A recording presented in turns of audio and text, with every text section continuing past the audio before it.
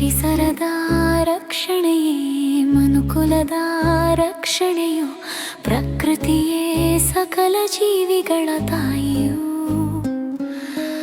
ಅವಳ ರಕ್ಷಣೆಗೆ ಎಲ್ಲರೂ ಬನ್ನಿ ಜೊತೆಯಾಗುವ, ಕೆರೆ ಕಾಲುವೆಗಳ ಉಳಿಸಿ ಕಾಪಾಡುವ. ಎಲ್ಲರೂ ಬದುಕಬೇಕು, ಬದುಕಲು ಬಿಡಬೇಕು ಎಂಬ ನಾಣ್ಣುಡಿಯ ಸಾರುವ.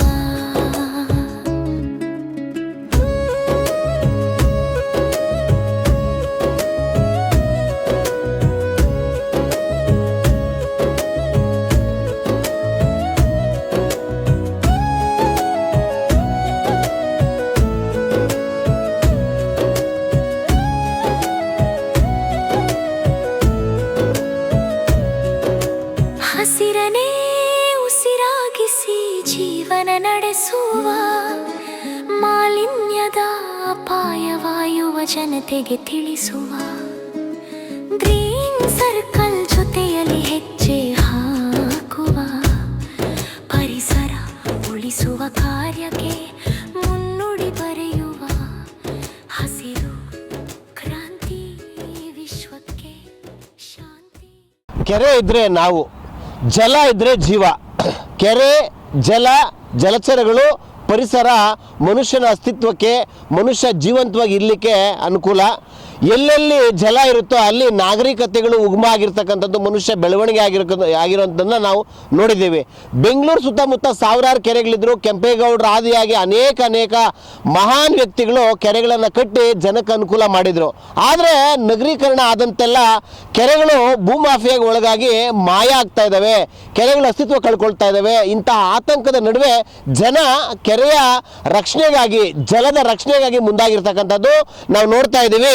ಬೆಂಗಳೂರು ನಗರ ಯಲಹಂಕ ತಾಲೂಕಿನ ಆವಲಹಳ್ಳಿ ಕೆರೆ, ಇದು ರಾಷ್ಟ್ರೀಯ ಹೆದ್ದಾರಿ ಅಂದರೆ ರಾಜ್ಯ ಹೆದ್ದಾರಿ, ಯಲಹಂಕ, ದೊಡ್ಡಬಳ್ಳಾಪುರ, ಗೌರಿಬಿದನೂರು, ಹಿಂದೂಪುರಕ್ಕೆ ಹೊಂದ್ಕೊಂಡಿರ್ತಕ್ಕಂಥ ಹೆದ್ದಾರಿಗೆ ಹೊಂದ್ಕೊಂಡಿರ್ತಕ್ಕಂಥ ಸುಮಾರು 20 ರಿಂದ 25 ಎಕರೆ ಪ್ರದೇಶದಲ್ಲಿ ವಿಸ್ತೀರ್ಣದಲ್ಲಿ ಹರಡ್ಕೊಂಡಿರ್ತಕ್ಕಂಥ ಆವಲಹಳ್ಳಿ ಕೆರೆ ಈಗ ನಗರ ಆಗ್ತಾ ಇದೆ. ಅಕ್ಕಪಕ್ಕ ದೊಡ್ಡ ಅಪಾರ್ಟ್ಮೆಂಟ್ಗಳು, ಬಹುರಾಷ್ಟ್ರೀಯ ಕಂಪನಿಗಳು ಸಹ ಬರ್ತಾ ಇದ್ದು ನಗರ, ಗ್ರಾಮ ಈಗ ನಗರ ಆಗಿ ಬೆಳವಣಿಗೆ ಆಗ್ತಾ ಇದೆ.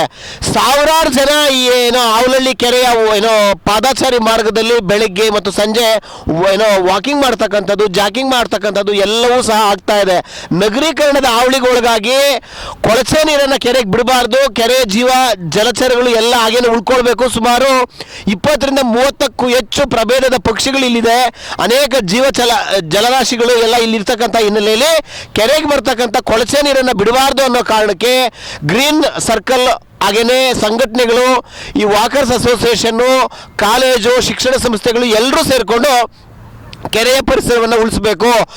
ರಾಜಕಾಲುವೆಯಿಂದ ಮತ್ತೊಂದು ರಾಜಕಾಲುವೆಗೆ, ಕೆರೆಯಿಂದ ಕೆರೆಗೆ ಏನು ಈ ನದಿ ಮೂಲ, ನೀರಿನ ಮೂಲಗಳಿದೆ, ಇವುಗಳನ್ನು ಉಳಿಸಬೇಕು ಅನ್ನೋ ಉದ್ದೇಶದಲ್ಲಿ ಸಾವಿರಾರು ಜನ ಇವತ್ತು ಕೆರೆಗಾಗಿ ನಡಿಗೆ, ಕೆರೆಗಾಗಿ ಕಾಲ್ನಡಿಗೆ ಅನ್ನೋ ಮೂಲಕ ಕಾಲ್ನಡಿಗೆ ಜಾಥವನ್ನು ಏರ್ಪಡಿಸಿ ಜಾಗೃತಿ ಮೂಡಿಸ್ತಕ್ಕಂಥ ಕೆಲಸವನ್ನು ಮಾಡಿರ್ತಕ್ಕಂಥದ್ದು. ಈ ನಿಟ್ಟಿನಲ್ಲಿ ಸಿಂಗನಾಯಕನಹಳ್ಳಿ ಗ್ರಾಮ ಪಂಚಾಯತಿ ವ್ಯಾಪ್ತಿಯ ಸಿಂಗನಾಯಕನಹಳ್ಳಿ, ಆವಲಹಳ್ಳಿ, ಮೈಲ್ನಹಳ್ಳಿ ಈ ವ್ಯಾಪ್ತಿಯ ಸಾವಿರಾರು ಜನ ಯಲಹಂಕ ಶಾಸಕರಾಗಿರ್ತಕ್ಕಂಥ ವಿಶ್ವನಾಥ್ರವರ ನೇತೃತ್ವದಲ್ಲಿ ಗ್ರೀನ್ ಸರ್ಕಲ್ನ ಸಹಕಾರದಿಂದ ವಾಕಥಾನ್ನ ಮಾಡಿರ್ತಕ್ಕಂಥದ್ದು. ಆ ನಿಟ್ಟಿನಲ್ಲಿ ಗಂಗೆಗೆ ಪೂಜೆ ಮಾಡೋದ್ರ ಮೂಲಕ ನಮ್ಮ ಬ್ರಾಹ್ಮಣರ ಸಮುದಾಯ ಸಹ ಜೀವಜಲವನ್ನು ರಕ್ಷಣೆ ಮಾಡಬೇಕು ಅನ್ನೋ ನಿಟ್ಟಿನಲ್ಲಿ ಗಂಗೆ ಪೂಜೆಯನ್ನು ಮಾಡಿ ಕೆರೆಯ ಪರಿಸರವನ್ನು ಉಳಿಸಬೇಕು ಅನ್ನೋ ನಿಟ್ಟಿನಲ್ಲಿ ಜಾಗೃತಿ ಮೂಡಿಸಿರ್ತಕ್ಕಂಥದ್ದು.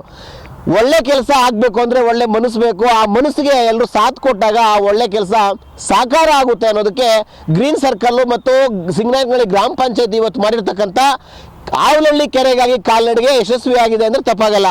ಈ ನಿಟ್ಟಿನಲ್ಲಿ ಗಣ್ಯರು, ಪ್ರಮುಖರು ಏನೆಲ್ಲ ಹೇಳ್ತಾರೆ ಕೇಳೋಣ. ಇವತ್ತು ನಾವು ಈ ಆವಲಹಳ್ಳಿ ಕೆರೆ ಚಿಕ್ಕದಾಗಿದ್ದರೂ ಕೂಡ ಇದನ್ನು ಅಭಿವೃದ್ಧಿ ಮಾಡೋಕ್ಕೆ ಪ್ರಾರಂಭ ಮಾಡಿದಾಗ ಈ ಭಾಗದಲ್ಲಿರ್ತಕ್ಕಂಥ ಅಪಾರ್ಟ್ಮೆಂಟ್ನ ಕೆಲವು ನಿವಾಸಿಗಳೆಲ್ಲ ಕೂಡ ಬಂದು ನಮ್ಮ ಜೊತೆಯಲ್ಲಿ ಕೈ ಜೋಡಿಸಿದ್ರು. ಸರ್, ನಾವು ಕೂಡ ಕೆರೆ ಬಗ್ಗೆ ನಮಗೆ ಕಾಳಜಿ ಇರ್ತಕ್ಕಂಥವ್ರು, ನಿಮ್ಮ ಜೊತೆಯಲ್ಲಿ ಕೈ ಜೋಡಿಸ್ತೀವಿ ಅಂದರು.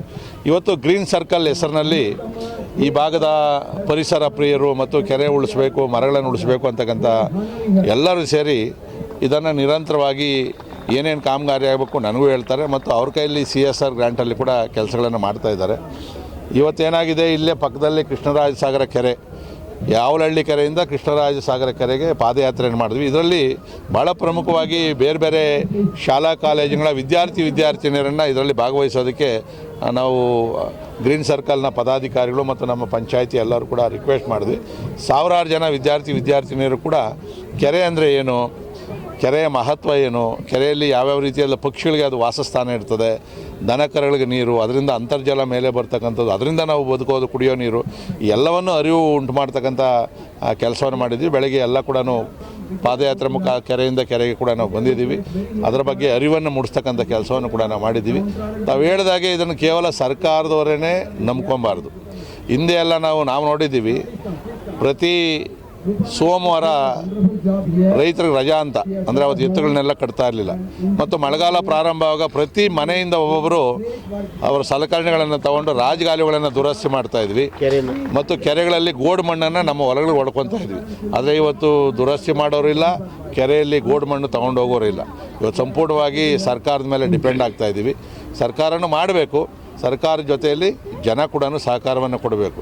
ಇವತ್ತು ಕೆರೆಯನ್ನು ಇಷ್ಟೆಲ್ಲ ಮಾಡಿದ್ದೀವಿ, ಮತ್ತು ಕೊಚ್ಚೆ ನೀರನ್ನ ನಮ್ಮ ಅಪಾರ್ಟ್ಮೆಂಟವರು, ನಮ್ಮ ರೆಸಿಡೆನ್ಸ್ ಎಲ್ಲ ಬಿಡ್ತಾರೆ. ಇದಾಗಬಾರ್ದಲ್ವಾ? ಸೊ ನಿನ್ನ ಕೈಯಲ್ಲಿ ಕೆರೆ ರಕ್ಷಣೆ ಮಾಡೋಕ್ಕಾಗಿಲ್ಲ ಅಂದರೆ ಹಾಳು ಮಾಡೋಕ್ಕೆ ಅಧಿಕಾರ ನಿನಗಿಲ್ಲ. ಸೊ ಇದನ್ನು ಈ ಕಾನ್ಸೆಪ್ಟಲ್ಲಿ ಇವತ್ತು ಇದನ್ನು ಮಾಡಿದ್ದೀವಿ.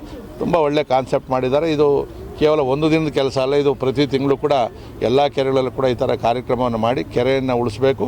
ಕೆರೆಯನ್ನು ಉಳಿಸಿದ್ರೆ ಒಂದು ಊರನ್ನು ಕೆರೆ ಸಂರಕ್ಷಣೆ ಮಾಡ್ತದೆ. ಈ ಕಾನ್ಸೆಪ್ಟಲ್ಲಿ ಈ ಗ್ರೀನ್ ಸರ್ಕಲ್ಲು ಮತ್ತು ನಮ್ಮ ಗ್ರಾಮ ಪಂಚಾಯಿತಿ ಮತ್ತು ಎಲ್ಲ ಶಾಲಾ ಕಾಲೇಜುಗಳು, NGOಗಳು ಎಲ್ಲರೂ ಕೂಡ ಸೇರಿಕೊಂಡಿದ್ದಾರೆ. ಸಂತೋಷ ಆಗ್ತದೆ. ಒಂದು ಸಣ್ಣ ಕೆರೆ ಉಳಿಸ್ಬೇಕು ಅಂದರೆ ಇಷ್ಟು ಸಾವಿರಾರು ಜನ ಸೇರಿಕೊಂಡಿರ್ತಕ್ಕಂಥದ್ದು. ಎಲ್ಲರಿಗೂ ನಮಸ್ಕಾರಗಳು.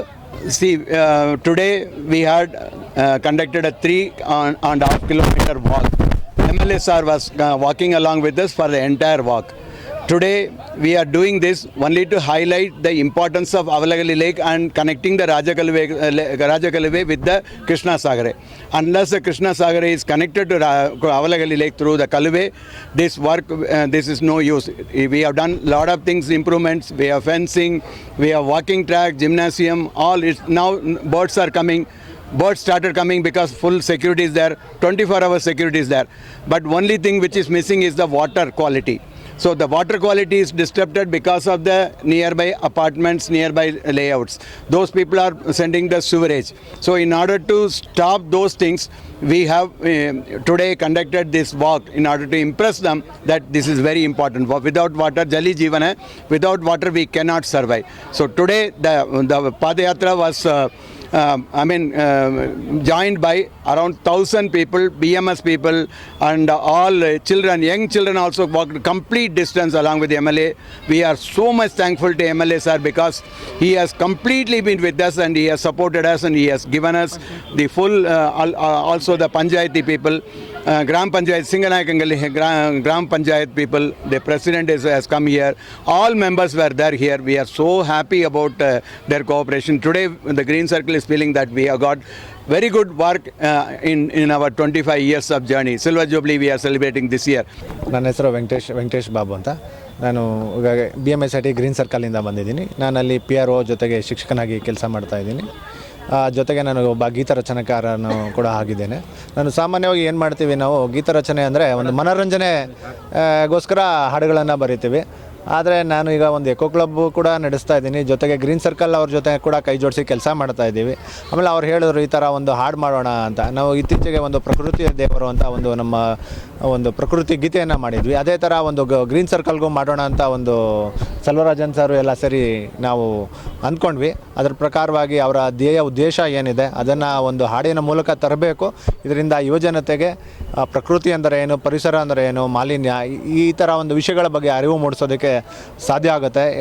ಈ ಥರ ಒಂದು ಜಾಗೃತತೆ ಮೂಡಿಸೋದಕ್ಕೋಸ್ಕರನೇ ಈ ಹಾಡನ್ನು ಬರೆದಿದ್ದು. ಈ ಥರ ಒಂದು ಹಾಡನ್ನು ಬರೆದಾಗ ತುಂಬ ಮನಸ್ಸಿಗೆ ಸಂತೋಷ ಮತ್ತು ಒಂದು ಸಾರ್ಥಕತೆ ಸಿಗುತ್ತೆ.